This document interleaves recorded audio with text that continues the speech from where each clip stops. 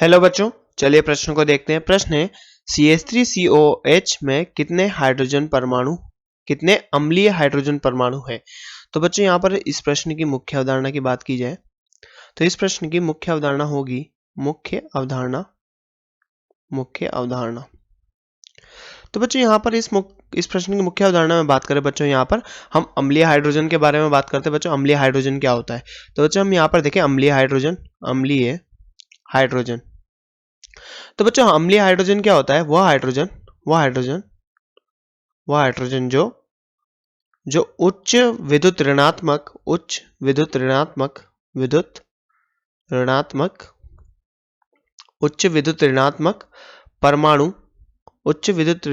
परमाणु से जुड़ी होती है, परमाणु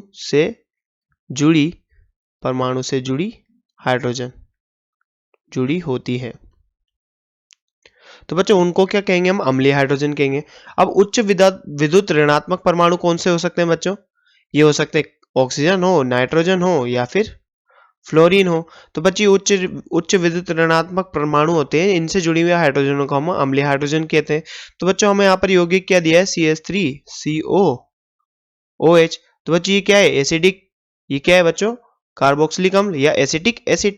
तो बच्चे क्या है, एसिटिक अम्ल। तो बच्चे क्या है, एसिटिक अम्ल है।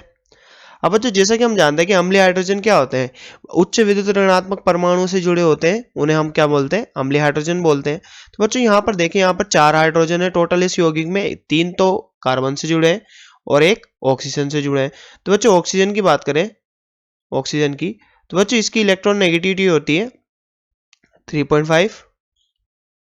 और बच्चों यहाँ पर बात करें कार्बन की, तो इसकी इलेक्ट्रॉन नेगेटिविटी होती है यानी विद्युत ऋणात्मकता 0.5।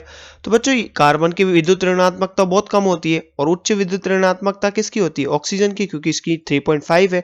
तो बच्चों बात करें यहाँ पर ऑक्सीजन की कितनी है, 3.5 इलेक्ट्रॉन नेगेटिविटी होती है। नाइट्रोजन की बच्चों 3 होती है और फ्लोरीन की 4 होती है। अब बच्चों यहाँ पर उच्च विद्युत ऋणात्मकता किसकी है, ऑक्सीजन की है, और इससे जुड़े हुए हाइड्रोजन कितने, 1। तो हम कह सकते हैं बच्चों यहाँ पर इस यौगिक में अम्लीय हाइड्रोजनों की संख्या कितनी है, अम्लीय हाइड्रोजन की संख्या 1 है, क्योंकि एक ही हाइड्रोजन है जो उच्च विद्युत ऋणात्मक ऑक्सीजन के साथ जुड़ी हुई है। तो बच्चों आशा करते हैं, तो बच्चों यहाँ पर इस प्रश्न का सही उत्तर होगा विकल्प नंबर ए 1। तो बच्चों आशा करते हैं आपको प्रश्न समझ में आया होगा। धन्यवाद।